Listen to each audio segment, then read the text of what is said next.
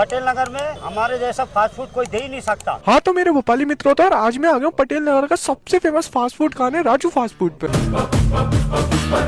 और यार ये 3 भाई हैं यार जो कि पटेल नगर में 4 से 5 साल से फास्ट फूड सर्व कर रहे हैं। और यार पटेल नगर में इनके फास्ट फूड की इतनी ज्यादा दीवानगी है कि यार पूछो मत यार। अब जब भी आओगे इनके पास आपको क्राउड दिखेगा। तो यार मैंने भी ट्राई करा इनका फास्ट फूड यार, इनकी ड्राई मंचूरियन यार जो कि यार काफी बढ़िया टेस्ट आया था यार, मजा ही आ गया यार मुझे तो खा के। और यार मैंने इनके वेज फ्राइड मोमोज ट्राई करे यार, वो भी यार काफी बढ़िया थे यार, सही में यार मजा ही आ गया मुझे तो खा के। तो यार आप भी आइए फटाफट इनके फास्ट फूड का मजा लीजिए। और यार आपने कभी खाया हो इनके फास्ट फूड तो यार हमारे कमेंट सेक्शन में जरूर बताना। और वीडियो को लाइक कीजिए, ज्यादा से ज्यादा शेयर कीजिए अपने दोस्तों को। और ऐसी बेसिक स्ट्रीट फूड देखने के लिए आपके सरदार जी को फॉलो कीजिए। पुष्पा पुष्पा पुष्पा पुष्पा।